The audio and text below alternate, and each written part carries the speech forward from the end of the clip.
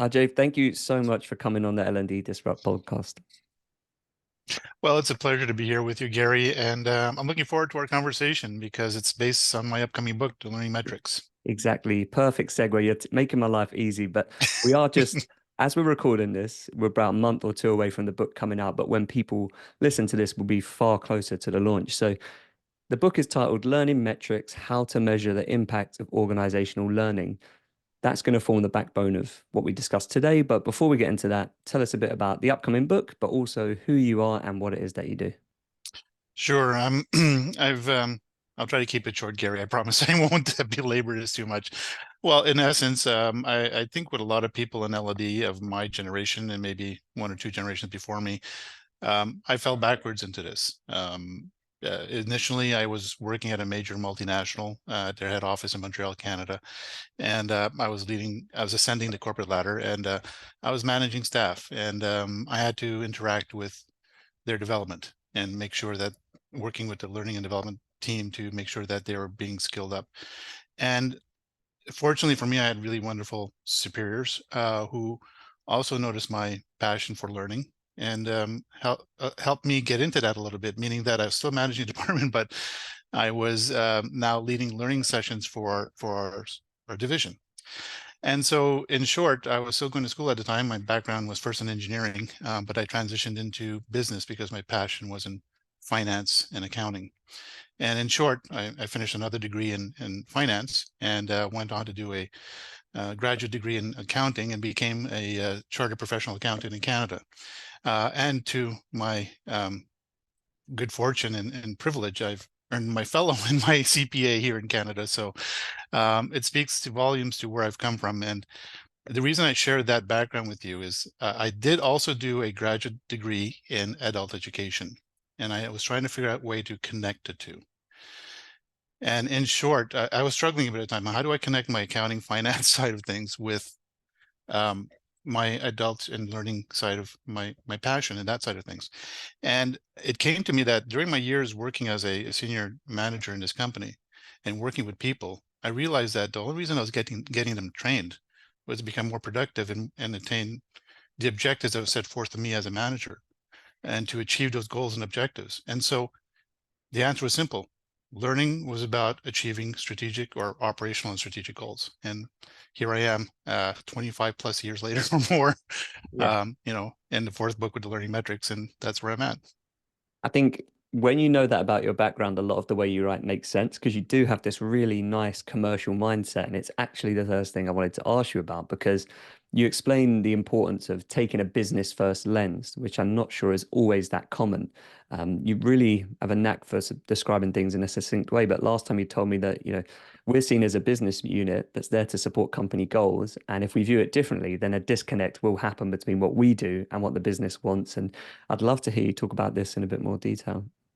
Well, I think with L&D people, and this is not meant intentionally. I don't think this is malicious or in any way, but L&D people are proud of what they do. Learning is a proud moment where you're helping form the knowledge and the minds of people. I mean, essentially that's what we do. So there is pride in that and a great responsibility in that. But in that, what we forget is that if you're not in academia, basically who cares? And I don't say that with derision. I say this with care. In any operation, profit or nonprofit, your function is just like any other business function internally within an organization. And as you said, Gary, you're a internal business function meant to support the business, expected to deliver business results. And once you get that mindset, is that anything we do, it's not about the journey, it's about the end result that your stakeholders want. The reason that the vehicle is about the learning, the end result is about the expectation that they want to achieve. And so once you have that end sight in mind, as far as a business mindset goes, looking through that lens and looking through their eyes, then the pieces sort of fall into place, right? I mean, it becomes where you are able to create things that align with those expectations. And I speak to that greatly in the book and in my previous articles that I've written, as you know, very passionately about. At conference, I speak about that. And the answer is actually quite simple. Doing it might be a little more challenging. But the answer is simple. The answers are out there. Your business leaders are telling you what they want. So you are hired as a subject expert to develop learning solutions. Granted, that's what you're hired to do, but that's not what they want to see. And just like somebody in marketing, for example, that's another business function, that's a cost center in an organization. It's not about what we design in marketing. It's about that marketing deliver revenue growth or results in the company. Same here. It's about productivity, innovation, whatever it may be at the end point, but that's what learning is about. And so that's the business plans that I'm very passionate about telling L&D people that they need to focus on, and stop focusing on the learning, stop focusing on the vehicle, stop focusing on the end objective. Yeah. I think sometimes the devil's in the detail, isn't it? Because we use the term business first, and I think sometimes people create stuff and then try and work out what impact it had on the business. But business first means, like you said, people are telling us what their problems are. How do I then align with that? And therefore, we end up at the point where if we hit impact, then we have influenced the business rather than saying we need to build all this stuff, see what happens, and then try and retrofit the business impact part. So I do really like this idea of it being just part of the mindset of the way you build everything you do. And if I may be so forward to say that I try to get people in L&D to switch from using the term business. And don't get me wrong, that's all encompassing. And I believe all L&D people, as a side note, require some business literacy and some financial literacy, not being experts, just literacy, just an understanding. And that's, again, as a side note, I am also a professor in Canada here at a few universities. An MBA program is quite valuable. If L&D people want to pursue that, I do encourage it, or find some form of certificate that they'll give them that skill set. Anyways, back to I tell them to not focus on the business word, but more the operational word. Because operations is really where the bread and butter of L&D resides. And if you're able to achieve those operational expectations or objectives, you're now helping those people achieve the overall goal of the organization, which is the company mission, which is where they all want, that all roads lead to in an organization. Another terminology issue is ROI. Now, I always see people talk just in terms of ROI, and it dominates this conversation. And I couldn't really work out why I didn't like it that much until I read something in one of your articles, actually, not the book. But you said stakeholders do not expect any operational support function to demonstrate profitability, but they expect it to demonstrate value. And then you kind of build on this in the book by talking about addressing two issues. One is not having management see learning as an expense. And the second way is finding ways to have learning contribute value that's reflected within the income statement that contributes to the operational performance. So I'd really like this idea of moving away maybe from what's the ROI of this thing to what value does this bring to the business instead? So if anybody meets me in person and wants to really get in under my skin, start talking to me about training ROI. And and I'm not saying this again because I'm trying to be mean or mean-spirited in any way. So let's back up a step for a second, because I need people to understand what the term ROI in organizations mean, first of all, because what I get from L&D people, it's a lot about semantics. Ajay, it's all semantics. It's ROI. Even leaders say we want to invest in our people. We want to get, learning is an investment. Yeah, but it's a very superficial term that they're using there, in the terms that they want to put more knowledge in how to become more productive. So there's not a direct correlation to the ROI in that sense. When your leaders, who are, by the way, formally educated in business in some form, whether somebody like me in finance and accounting, and by the way, all business leaders who go through a commerce type program have a foundation in finance and accounting. Trust me, that's the first level courses in commerce that you go through before anything else. And especially now as a CPA myself, so if you encounter a CPA in any of your organizations, especially at the CFO level, we are brainwashed, and I say that again with love, we're brainwashed to think of ROI in a certain way. It is a financial calculation, and it's meant for tangible long-term investments in an organization. And I'll stop there because I can go down, Gary, the rabbit hole explaining ROI. And it is applicable in learning right now, not 20 years ago or maybe 30 years ago, but right now that calculation is applicable, and we'll get to that in a second. But the activity of training itself, and I say training on purpose because that's what leaders call it. We call it learning, but they just see it as training. The activity of training itself, having you learn something, is what we call a period expense. And an expense is meant, and that's not meant to be derogatory either. Expense is basically a cost, and organizations, everything in an organization is a cost. Everything. So if you are taking offense that you call the cost center, that's not meant to be. That's not offensive. That's the way they're valuing your contribution to an organization. But everything, even in profit centers, everything in an organization is a cost, and those costs have to be covered to create a profit naturally. However, when we're measuring expense or a cost like a training activity, it is expense in that period that it happens. And so what does that mean? It means basically this. The value is an intangible, and it's going to be difficult to prove that in the long term. And so that's where ROI, the term ROI in finance sort of lies, meaning that ROI is a long-term measurement over multiple periods, meaning usually years. It could be in excess of 5 or 10 or 20 years. So how do I, if I measure an ROI, how do I measure training has an impact 5 years later? Like the activity itself, I mean, yes, I made you better, Gary, in what you do, and you're more productive in 5 years, and you're really assimilating that habit. But can I really point my finger and say to a CFO or CEO, Gary, this is what he's been doing for 5 years, and it's because of me, my training 5 years ago? That would be ridiculous. So again, it's yes, there's value in training, and they do see that. But you cannot start saying that I can measure the direct correlation between the return on the investments I put in the training activity itself and the long-term output many periods later or many years later, and say that that has a return on investment. There's no direct correlation. It's all causal. And again, I will. People are probably going to be screaming at their screens right now in L&D saying, Ajay, you're wrong. Really? Well, listen, we're not the only cost center. Manufacturing, finance and accounting, IT, marketing, all are all cost centers. But I use marketing as an example. Nobody asked marketing, how did we construct a marketing campaign? Right? They do that magic, what they do, whatever that marketing campaign is. And today it's a little different now with algorithms, but they create a marketing campaign that hopefully delivers results. And then over time, in a year or 2 years, they see an increase in revenue. But marketing, they know marketing had an impact on it. But you can't point to marketing to say, well, or that Super Bowl, multi-million-dollar Super Bowl ad, a year later had an increase of 10% on revenue. I mean, yes, it did, but can you prove it? And so the same thing goes for training.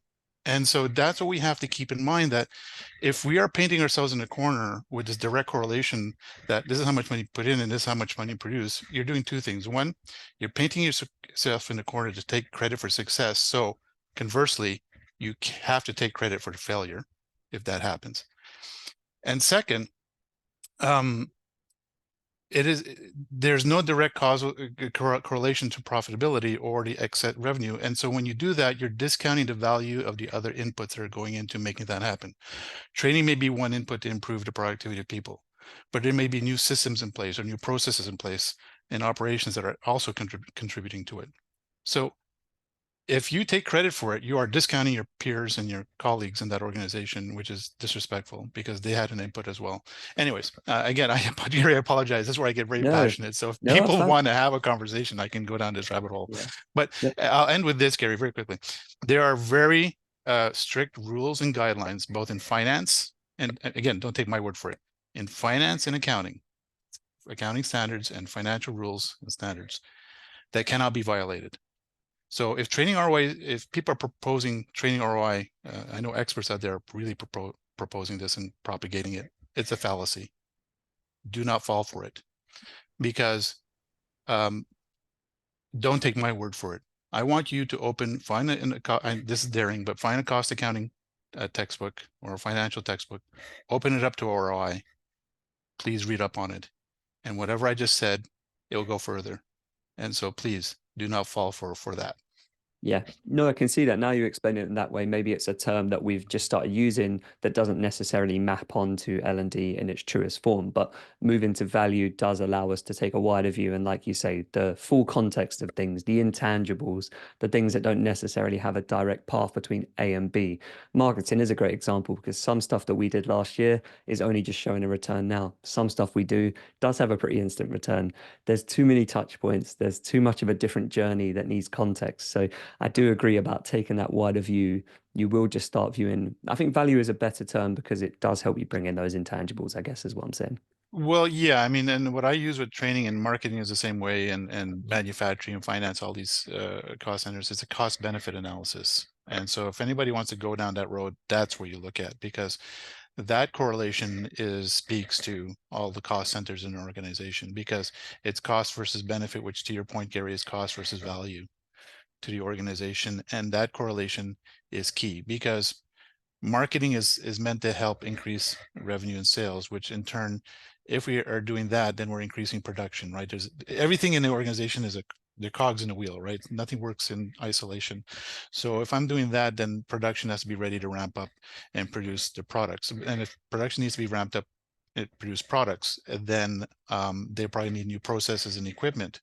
Of course, the processes are not our responsibility, but then if they need new equipment, even processes, we need to skill the people up. So now we're involved with skilling the people up. So I can go down this path a lot, but there's a lot of moving parts here that we cannot discount. And if you can show that I've made Gary better on that process or that equipment, here's a perfect example in production. I usually I used to work in a quality control side of the organization I used to work with. And we had to measure the amount of defects and returns coming from clients. And this was an industrial manufacturer. Okay. So it wasn't a business to consumer, it was business to business. And we had to look, and if I'm trying to improve people on the defects and processing these parts, well, then I get do my needs assessment. Is it process? Maybe it's just a process that's not proper, and that's not my role. So let's let process and operations handle the process. But then if they change the process, then it becomes my role and I have to reskill up people. Maybe it's because they want to reduce defects rate by 10%. Well, okay, that's a target, right? Now, my goal as a training professional is to go in and skill up people to make sure, first of all, what are they doing incorrectly and not properly, or what don't they know? And how do I improve that skill set to make sure that I help them achieve the reduction of 10% in quality control, which may result in an increase in customer satisfaction down the road. But again, as you see, it's all causal, cost benefit impact, right? So that's really what I want to get people in their minds. However, there is an asterisk to all of this, and I'll keep that right now until you bring it up. Perfect.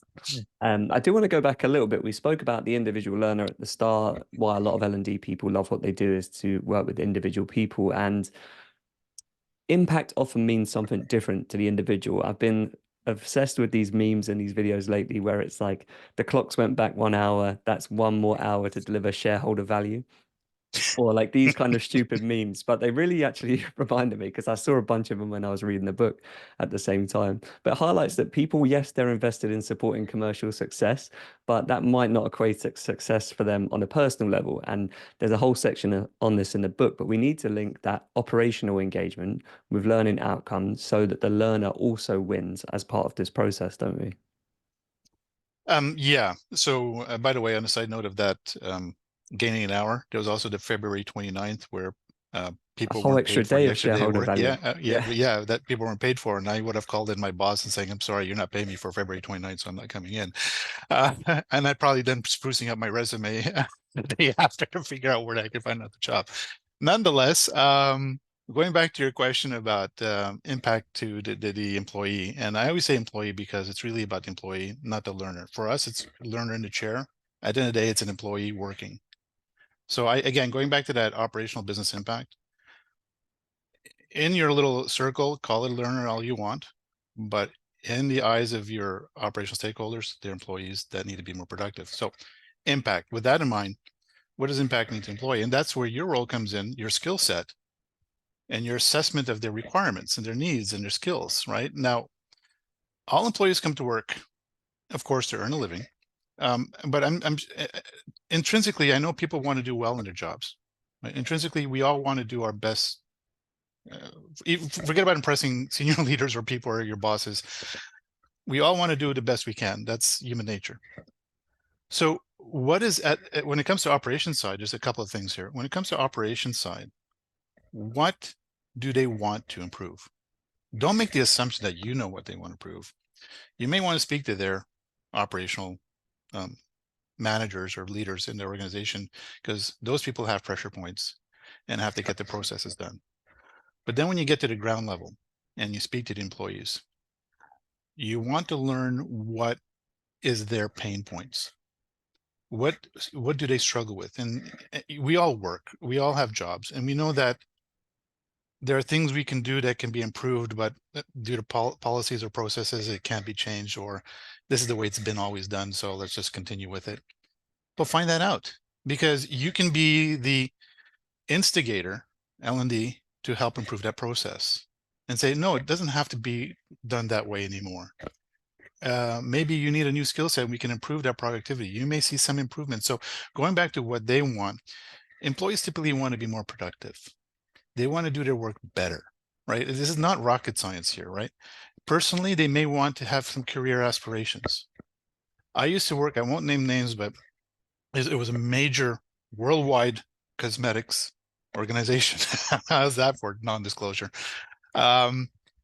And in one of their groups, they were so targeted in their metrics that their metrics from the mission down to the employee in that group was so correlated that nobody would stay in their jobs for more than 3 to 5 years. And the path of the employee career ascension was aligned not only with the organization's expectations, but to the employee expectations of what they wanted to do in the organization, where they saw themselves in the organization. Now, that is very difficult to do. But I tell you this, that company had some of the lowest employee turnover, highest retention rates, and some of the highest satisfaction ratings in that department. I can't speak for the whole company, but in that area that I've ever seen, because people were treated with the respect. So there was a marriage between the metrics of the organization and personally the objectives of the employee. Now, again, that's an idealistic world that I'm speaking to you about. Not everybody can do that, but it is simple. Like if I can speak to you, Gary, and say, hey, how, what's causing you concern in your work? Like, why do you feel you're not as productive as you can be? Let them share with you in confidence, of course, because you don't want them to, but say to them, look, I'm here to help, not to out you in any way. I'm here to make sure you can do your job better, be more productive, and be happier. What can I do to make that work? And chances are you're going to start seeing a common thread in the department or in the organization as you go through this discussion. And Yeah. then also maybe reveal, ask them what are their aspirations. And because maybe you have a role as an L&D to create some developmental side of things of career aspirations within the organization. So, again, I maybe I'm not being as specific as I should be, but it's hard to be when each individual is an individual and each role is unique. And so you have to be aware of that. But I think here's where I'll just end with this comment is that L&D is under a lot of pressure to produce things that produce results for organizations, but you need to take the extra step and extra time and extra effort just to find out what they want. Yeah. And trust me, this small investment, and we talked about being better and increasing just that 1 or 10% of your life. If you do that 1 or 10% of your improvement to asking those people what they want, chances are you're going to see an exponential improvement in your learning deployment. Yeah. And so that's where I'll stop on And my deep dive, Gary. it makes complete sense because actually I see this. It makes complete sense. Imagine that our company needs to increase the number of whatever product it is that we produce, and we speak to people, and the common theme, like you said, is that actually 70% of people just said the machinery they use is too outdated and it slows down the process. Now, rather than doing this very vague thing about how are you contributing to the company goal, it's just actually like this is an overall target and mission. How do you work day to day? There's too much friction in this place. How can I facilitate removing that friction? And therefore, you are actually more productive, more fulfilled, contributing to that overall outcome or organizational performance. So that makes complete sense to me. May I just add very Yeah, of quickly, course. Gary, you brought up that equipment being very tangible, and I want to be tangible here a little bit, because going back to my defect quality example, if it is an equipment issue, well, again, fine, you may have not, you may say, okay, training's got nothing to do with it and walk away, but to me, that'd be the wrong thing to do. I would continue having a conversation and say, okay, to the employee or employees, well, how can this be improved? Like if we can't get the new piece of equipment, the ideal world is getting a new piece of equipment and we train you on that and then everything works out. But until that happens, what can we do to improve the situation? What do you believe? And it's always getting the buy-in of the people, right? You have to speak to the people. My first boss was a great mentor, and he said to me, sell people what they want to buy, not what you want to sell. So stop pushing training onto them and find out what they want to improve. And once they tell you, and you get them involved in the process of crafting something that helps them improve, that's going to stick. Not only stick, you won't have to be forcing them into this situation, because you know what happens to training when you say you have to go to training. People roll their eyes saying, I got a lot of work to do, I can't take time off, and what am I going to get out of it, right? That's sort of the attitude with training with employees. But if you flip the script and get them to pull it from you, they're going to say, hey, I want more of that. I seen an improvement in my job. You really targeted what I needed to do. Now we're seeing improvements in the defects and blah, blah, blah, and you know, whatever else until we get the new machine. But at least we may not get to the 10% reduction, but look, we got up to, we got a 4% reduction so far, right?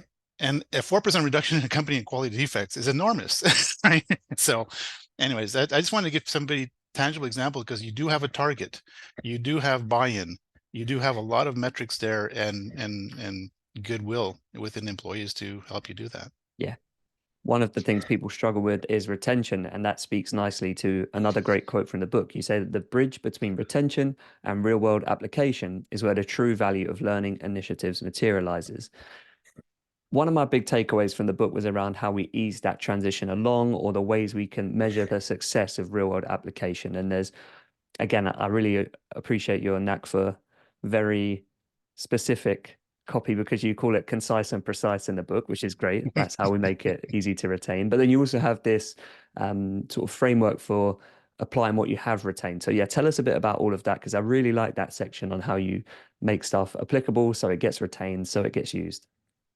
So yeah, I mean, there's a lot we can speak about here. So one is that, first of all, I'm gonna be starting on a tangent, but I'm gonna come back to what you want answered. Training and learning development has been wishing for more learning technology. And technology, you know, I always tell L&D people, be careful what you wish for. Because if you want more technology, and we see a lot of wonderful technology out there and continually advancing, especially now with the advent of AI, which is, you know, still in the works, but we'll see where that goes. But at the end of the day, we have a lot of powerful tools that are progressing and becoming more powerful. So the double-edged sword I'm talking about is that when you ask for more technology, the way your stakeholders look at it is, if we're bringing more technology or any type of equipment, is to become more efficient and productive in the organization. So if you're not, if you're asking for technology to make your life better as an L&D person, well, in their minds, it's to make the company more productive and efficient in some way. So with that in mind, you have an opportunity with the technology more than ever before. You know, go back to a couple of generations, maybe in the 70s, where didn't have this accessibility, even the 80s of technology. You have an opportunity now to make that retention part become an application part of skill set. So retention is about that. When we talk about the Kirkpatrick 4 levels of evaluation, right? The retention part is level 1 and 2. And I'll just say this as a side note. Your business leaders and stakeholders never want to hear about the level 1 and 2. Nobody cares about level 1 and 2 except us, right? It's an internal, and again, I say nobody cares. It's only us that care as subject experts, because it's about satisfaction with learning, how we improve the learning, and how much people remember. But at the end of the day, like when I teach my students in university, I don't care how well you do in a test. I want to know how well you can apply the concepts. So the test shows me that you can remember stuff.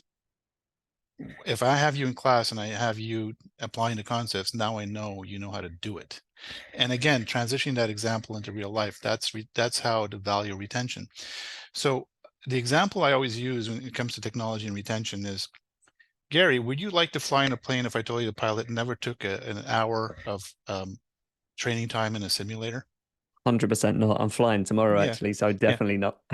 So, you know, I mean, at the end of the day, you know, if I told you the pilot just read the book and did some tests and they remember everything, and now we put them in charge of a plane, I'd be trying to get off and find another plane, or I'd stay home. Definitely. Because at the end of the day, we want them to fly, experience at least a simulated environment. And of course, all these pilots in this example don't remember every single thing that they learned. But the more experience they have in applying the skill set, and the more opportunities they have to do that, whether it's through a simulator or flight training time, actual flight training time that they have in the air, the better they become, right? So transition that example into a workplace. Well, I just trained Gary into operating this piece of machinery. Okay, I tested him. He remembers all the steps and everything that goes on. But when push comes to shove, and I put you on the machinery, can you actually do it? Does anxiety, just pressure, making sure you're not making mistakes. So prior to that, I probably want to create that retention into application. So in the course, I'll create some type of simulated activity to help you do that. Whether it be role play or actually work on the machines or whatever it may be, you can be as creative as you want, but that retention you want to see being applied. And then when it comes to real life and I sit Gary before the machine, I want to allow him to have access to those resources when and where he needs them. So you're working the machine and suddenly you forgot a step and you're like, oh my God, what do I do? Well, at least if I can, again, going back to my technology segue from prior, if I can allow Gary to access something very quickly as a quick, 30-second tutorial on this step or whatever it may be, and Gary looks at it and says, oh, wow, okay, yeah, I got it. Okay, now I remember the steps. Now we're creating the transition from retention to application to change of habit. And that's level 3 and 4. And that's where your stakeholders want you to be. So in essence, really retention to me has never been important. Retention is the vehicle that leads to application. And I want to be in the application world, level 3 world, as much as I can. And because that's where the difference is going to be made. And if you even just do that, forget about worrying about business impact at the top. Remember I said things take care of themselves, you take care of the lower steps. If you just get the application and get Gary and Ajay to do things better and retain the stuff and make it into a behavioral aspect, guess what? It's going to have an impact on that operation, which guess what? It's going to have an impact on the business. And so in essence, that's retention. I hope I answered your question, Gary. Yeah, definitely. Yeah. There's a great acronym in the book as well, trainers, which I think speaks to a lot of the components you mentioned here. It's about being timely, relevant, adaptive, integrative, which is a hard word apparently for me to say. But yeah, being able to integrate it into the flow of work. So I do really like that acronym. I think if people read the book, they'll see that and it will resonate with them for sure. Yeah, and I do encourage people to look at. I love acronyms. There's one that I didn't put in the book. Maybe I did. I don't remember, but I don't think I did put in the book. It's called "Get Your Learning on Your Leader's Radar," and radar has acronyms of what type of questions to expect your leaders to ask. And if I didn't share in the book, I hope people reach out to me or you to find that out. Yeah. But the trainers part is a very simple acronym that I came up for me. Again, I'm not trying to put this onto the world. It was for me selfishly trying to remember how to make my learning more effective and lean within the organization, meaning more effective and impactful. And so I came up with trainers because it's like a quick cheat sheet for me. And I encourage people to look in the book and learn about trainers because you follow the steps, you will be lean, you'll be effective, and you'll be impactful. You did mention a bit around behavior change there and performance change after learning. This is something else people struggle with. They retain and apply it. How then are we measuring behavior and performance change after that application? And just any more thoughts on that and how people can do it in practice? So every organization has something called a performance framework, or what it may be called a strategic performance framework. A lot of people may recognize it as what's been called as a balanced scorecard. Now, the balanced scorecard name has sort of gone by the wayside a little bit, but the balanced scorecard, everyone has to read about it. It was founded by two doctors, Kaplan and Norton, who at KPMG back in the late 80s and early 90s came up with this framework about how to connect operational activities to the company mission because there was a disconnect there. People didn't understand the connection. Now, if you want to do any reading, not you personally, Carrie, but anybody who's listening to the podcast past this book, I would highly recommend any of their books on the balanced scorecard because it's become an ingrained philosophy in business. So it's taught in business schools. And if you want a simpler way of reading their stuff, because their stuff is great, Dr. Norton actually gave forward to my previous book, The Trainer's Balanced Scorecard, which is shameless plug, sorry, by Wiley and Son, which speaks about there's one way. But if I want to keep an arm's length relationship in this, buy my book. But there's a gentleman by the name of Niven. I think it's I may be mistaken. It might be David Niven, possibly. Anyways, I just remember the last name Niven. And what he does, he translates Norton stuff into step-by-step application of the balanced scorecard. So Look them up. I get no royalties and no share any of this. I just love their books. Going back to your question though, um, here's the analogy I use. If you were in school, Gary, and the teacher says, here are the answers to the test next week, would you be happy or sad? When I was a kid, happy. Now sad Mhm. because I knew that in the long term I wouldn't learn anything altogether. Okay. Well, I generally people will be happy, like, oh, they're giving me the answers. But I Yeah, always caution people to say, if they gave you the answers, did they give you the questions? yeah. And the key here is, well, what questions are they going to ask that lead to those answers? Now, in business, it's the same thing. Um, those strategic frameworks are most of them are well designed. When you think of a company, I use like Starbucks. When you think of a company that has to deliver a coffee that you ordered, it's already when you look at their menu, that menu is already a sort of a customized coffee menu. And when you further customize it, and you can go anywhere in the world, whether it be in London and Montreal, Toronto, Chicago, New York, anywhere in the world to buy a coffee at Starbucks, chances are it's about 99% accurate in the same way you customize it every single time. Now ask yourself, what role did learning have to play in that organization? Well, it's not by accident that all those baristas, because it is a labor intensive work, all those baristas can do that accurately anywhere in the world over thousands of stores. Somebody had to teach them, but L&D and that organization is fully integrated. They know the processes and the expectations and the mission of Starbucks. And they probably looked at their strategic framework and says, what is the important outcomes on the operational activities? And what are those metrics? And those are the answers. What are the key metrics that these operational activities in Starbucks or Toyota or Google, whomever you want to pick, what are those strategic metrics that are the answers that I need to help those people attain? And you work backwards from there, right? You deconstruct it. As Stephen Covey once said, begin with the end in mind.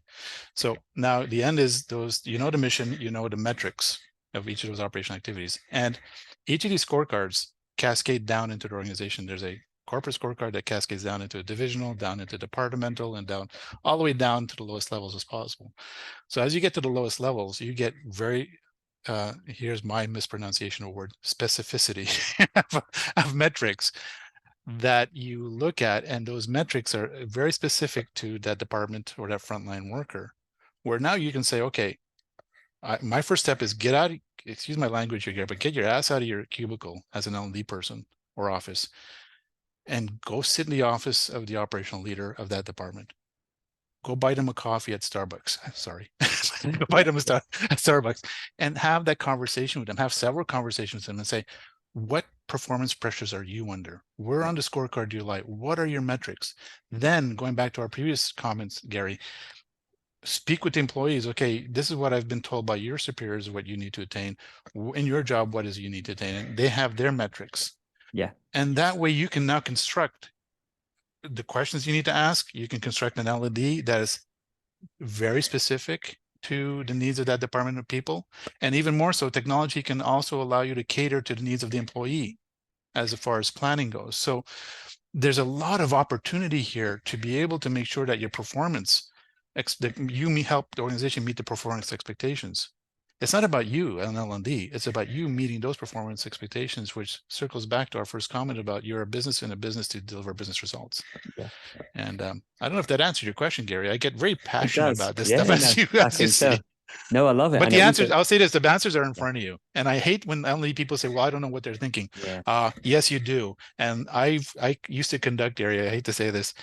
Uh, I don't often get called in by L&D people or Mm, L&D leaders to work. I get called in, no exaggeration. I think there was only once I got called in by an L&D person.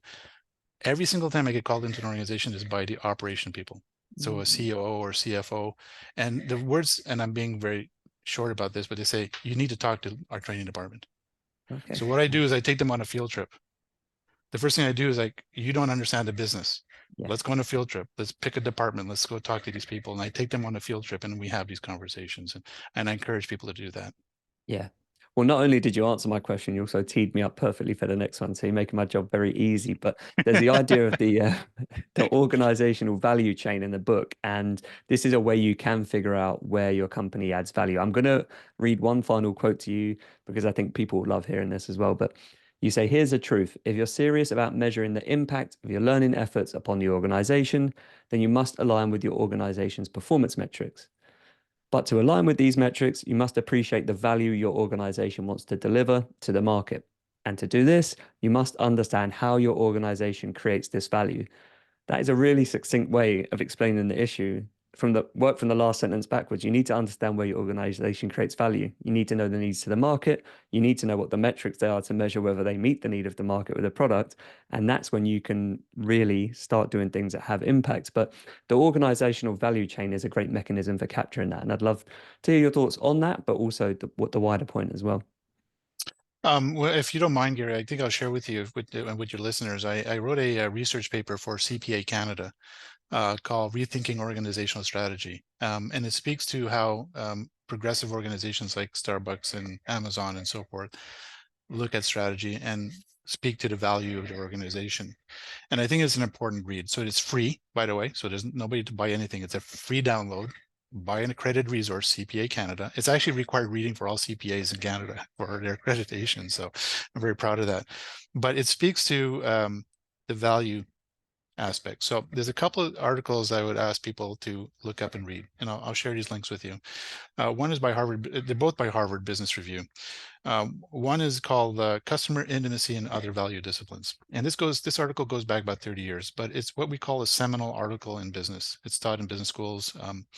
And it speaks to the fundamental value propositions within a company and where they focus on. And it focuses on three key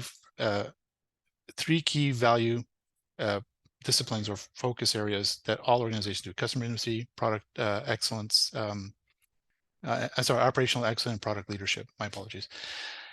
Now, I won't go down. I'll let people read that, but it's a very interesting read. Do not be dissuaded by the date of the article. I still use it in my program.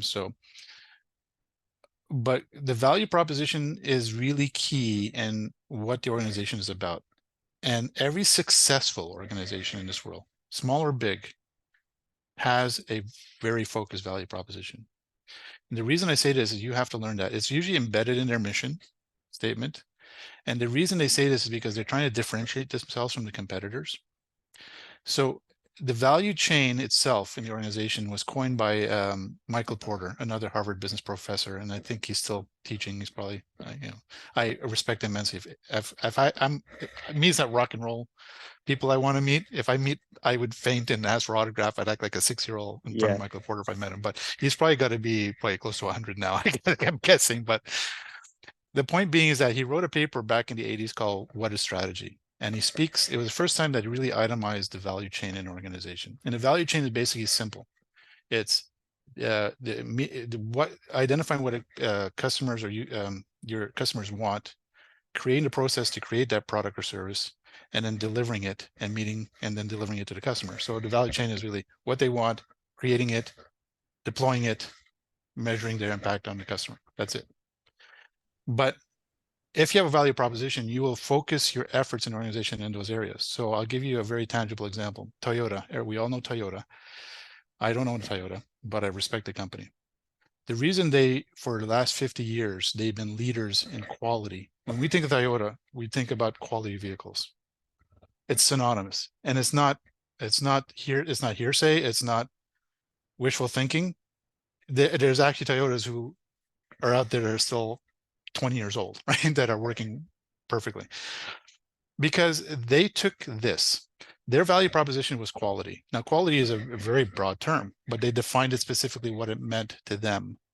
And to the extent back in the 80s, if people remember this, back to the extent that they told that any worker on the production line that if they saw anything that was incorrect or wrong, whatever, they can stop the production line. Now you may be watching this podcast and saying, well, what's the big deal? They fixed it. Well, if you don't understand that stopping a production line on a major auto manufacturer costs tens of thousands, if not hundreds of thousands of dollars an hour to stop it, it just blows your mind. But what they did is it was an iterative learning process. Not only would they correct the issue, so it wasn't just about correction, it was about learning from it. So they coined something called lean learning internally. And this is where you're going to that proactive, even before learning technologies were available. They were actually learning from that process, getting their people to learn, and then deploying that learning across the organization. So that problem will never reoccur again. If you stop the line, it had to be for something new. Because if that occurred again, we have an issue because we had. Mm, So it goes back that it was an iterative process. So this speaks to their competitiveness, that their American counterparts could not keep up. They could not understand how they built such well-crafted quality vehicles. yeah, And in the last 30 years, we saw these American car companies go bankrupt several times, and can try to revive. Finally, they're catching on, but it took them like 50 years to catch on, these auto manufacturers. And so, although they're meeting Toyota's expectations, Toyota set the bar, and it was because of that whole learning process internally that was operationalized. yeah, Now, the point being is that at this point, that lean learning process and that value, they understand where the value lied, and they didn't. It's not to say they didn't invest in other areas of the organization, but the vast focus of their interest was in that quality, how they define quality within the organization. That was their value proposition. For so when you look at any organization, they all have value propositions, and that's where they focus their learning efforts. So if you want to really provide value in an organization and not get your budgets cut in L&D, go study the value chain, understand the value proposition, and see where your focus is, where your focus should be in that organization. Because if you're in Toyota and you're focusing on, oh, we'll just do machine training or whatever, and they're saying, no, you're not focusing on quality. We don't need you. No kidding, they don't need you. yeah, So don't cry, let's don't cry for because you're losing your budget. Don't blame yourself, because if you're not focusing on what the organization wants, and it's not personal, they're going to focus on areas that are driving value to the organization, and that's the end point to all of this. yeah, And the short answer is, if you don't know where to start with the mission statement of the organization, the mission and vision. Study it. Ask your senior leaders to sit with them and ask them, just flush out to me what this means in the organization, and that will drive. And when the mission is done well, that will drive to the value areas in the value chain of the organization. yeah. Oh, yeah, I really like that. It's funny you said that example because actually about 3 weeks ago I went to a Skoda factory and I saw how Skodas get made, and there was the exact thing you mentioned. The production line got paused. Above the each lane, there's a target for the shift, how close to target we are, what's the expected output of that shift in terms of total cars built or units fitted. And they stopped it for some reason. Now I'm imagining, like you said, maybe they spotted a flaw. And did they document that and then try and find ways to make sure it's not a repeat problem? And if they did, then they are standing true to that mission to build quality. So it's eerie that you use that example because I've literally You, seen you know it. why I use that Yeah, example, and I'm glad that there's a coincidental effect here, but it goes back to my years as a student. I was in college at the time, and I got to work on a General Motors plant factory floor for the summer. Great experience. Reminded me of why I don't want to do this the rest of my life. yeah, Um, So by the way, all parents out there, if you have children and they're in a working age, put them in a factory and yeah, maybe you'll get them onto advanced education. yeah, I don't guarantee it. yeah, But this is what happened in that situation. This isn't the time when Toyota was stopping plants and nobody else was. I'm on a factory floor at General Motors producing a car in 1985 at one of the steps. My welding gun stops working. I go to the union manager and I said, my gun stopped working. He says, okay, well, just sit there. We'll get it fixed. As I'm sitting there reading my, at the time, magazine, because there was no iPhones and stuff. As I was reading my magazine, one car after another was going by me without what I was supposed to do on it, right? And so hours passed, and I'm just sitting there reading my magazine, being paid, and I didn't really care. I'm just reading my magazine, going for lunch, coffee breaks. And it was like 4 or 5 hours later before somebody came to fix my gun. And I'm thinking to myself, my father owns one of these cars. Like, and I said out of curiosity, what happens to my part, because I'm at early stage of the development of this car and it's missing some of my parts. What happens? And he said, well, it's taken care at the end of quality. And I'm like, well, that doesn't make sense. yeah, And so it goes back to the point where the reason the American cars that back then were so poor quality is because of these kind of yeah, processes. It was profit driven, of course. yeah. But Toyota says, no, we're taking a longer view out of this, and Hmm. actually shifted the industry into a more quality, reliable product. Interesting. Cool. I didn't know that. You've had such Yeah, a varied career, Ajay. You've done crazy, kind of crazy. You everything. want to have you want to have a coffee with me, and I'll Yeah. bore you Tell me to death all, on. all good jobs. Well, I love that.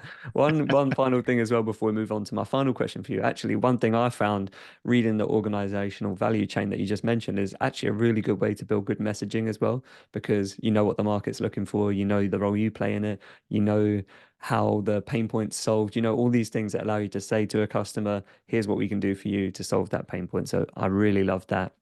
And I'm going to preempt one other thing I know people often have a struggle with is I want to show impact. I need particular data to do a lot of the things we spoke about so far. I'm not the owner for that data. How am I going to find the right metrics that tell me if I've got it, build the relationships with the owners of those metrics so I can build the best picture of impact that I can? So, any final thoughts on finding that right data to tell the story? Yeah, and again, I'll keep it succinct here because we spoke about it briefly earlier. Your performance framework and organization is cascaded throughout the organization, and those scorecards are all linked. So when I say cascade, it means that they're all connected, so one flows into the other. And people may have heard the term strategy maps. And what a strategy map is, the flip coin of the scorecards. It's basically a very succinct approach to show the connections in all the operations within the organization. Um, in those scorecards, the metrics are, as I mentioned, aligned. And the lower you go into scorecards, the more specific you get metrics. And those are the answers of where you need to focus on. Now, you again going to have to go back and deconstruct it. How do you show value in those areas? Well, working backwards into that, you will be able to see exactly what. Let me back up a step here. I said go have a conversation with the senior leader, and not senior leaders, the operational leaders of those organizations. They're under tremendous pressure to perform. Because if they're not meeting their objectives, as we said before, these are cogs that are tied together. If they're not meeting their performance expectation, it's affecting the next linkage in the organization, and they'll have more challenging time to reach their performance expectation and so forth. And so at the end of the day, when the corporate scorecard is being reported on and they're measuring the output of those metrics and benchmarking against what they expected, they're going to see a discrepancy, and that discrepancy is going to be questioned. So when you work down and lower into the areas of the operations, you start seeing, and especially the value areas that you need to focus on, and you have those conversations with those operational managers, I should say, they will tell you what they need to get done. They know their business better than anybody else. They know what they need to do to make the organization better. Don't take it upon yourself to assume that you think how they can become better. That's not your role. You're a therapist. Literally, you are, if you go to therapy, you speak to the therapist, they're quiet, they listen in intently, and then they provide you with direction, not advice or counsel. A direction of how you should approach it and what you should do and what they can help you do. That's what your role is as a therapist. Listen to them, let them be their therapist, and listen to their struggles and their pain points and what they're not achieving, and dig deep, find that area where they're feeling pressure, and dig into that area and say, look, can we explore this a bit more? Maybe there's a role I can help you. What I'm really saying is become their partner. Because, Gary, you've probably heard this too. I hear L&D people saying, well, we're just order takers now. Again, that's on you, not on the operations. Because if you're letting the operations dictate what type of training they need, then you're not doing your job to find out what they actually need, right? So if you're not speaking with them and getting out of your seat and being proactive and saying, how can I help you, and listen to their struggles, and then craft something, you're no longer an order taker. Now you're a valued contributor to that organization. And never forget, it's the operations that pays for that training. Where do you think if you're internal, where do you think you're getting your money from? It's not from external source. It doesn't appear magically in your budget. It comes from those other operational areas. And just like when you go to a store and demand a refund because you didn't like the product, so should those operational departments, if you didn't deliver something that they actually needed, they should be able to say to you in L&D, give me my money back. You didn't address the issue. And so if you have that in mind, you now become proactive and say, okay, how can we help? And they'll give you the metrics. And again, going back to our earlier comments, you will speak to the employees, you'll identify key things, and it'll make you more focused. It'll make your learning more relevant. You can deploy it in a way that fits the organization, so you're not being disruptive in the organization. You can, with the technology that you have, there are so many opportunities for L&D to become so relevant in the organization. And I'll end with this, Gary. At the end of the day, when you look at the leading organizations, and I mentioned a few, Toyota, Starbucks, their learning departments are not order takers. Their learning departments are not afterthoughts.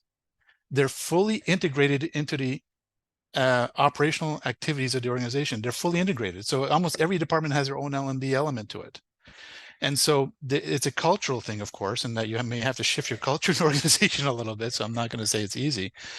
But at the end of the day, if you are not culturally valued into the organization and you're not integrated into the operational fabric, you know, and if you're not, because your leaders don't see you that way, then force it upon them. Show them that you can be integrated into it, and that's what you want to do. Yeah, I love that. It's a nice positive note to end on because nothing changes as nothing changes. And Exactly. if you're not proactive, you'll carry on being reactive. So I really hope people do take away this advice and really start applying it. I'll say this: I want all L&D people to be so exceptionally valued because, again, one more note: if you ask any operational stakeholder, and the higher level you go, you'll get this answer more frequently. One of the top 5 preoccupations, maybe even top 3 preoccupations, is ensuring that their employees have the knowledge and skill set readily available to compete in the market. What does this mean? It means that L&D is at the top of their list of being one of the most valued contributors, because change is now constant, right? Change implies learning. So change is constant for these organizations. Companies have to act on a dime, whether it be a pandemic coming or whatever else. They have to act on a dime to equip their people, and so they know the L&D is important. So prove them that they're right. Ah, I love that. Perfect. Ajay, I really want to just thank you for sharing so much great tangible advice with people. There'll be links to Learning Metrics, the book that you can either pre-order or purchase with a discount code, depending on when you're listening to this. And all of the articles that Ajay mentioned will also be linked in the show notes. So please do go and connect with Ajay. Please do check out the book and please do go and read some of his articles. They're really great. Thank you, Ajay, Gary. I really appreciate being here. no, thank you for coming on the show. I really enjoyed this conversation. And I hope people get a lot of value out of the book. I do hope that's the reason I put it out there, is that people that actually can use it, keep it on their desk, and actually use it as a reference. Yeah, I do. That's the perfect type of book in my eyes. Ajay, thanks Thank again. you. I really appreciate that. Thank you.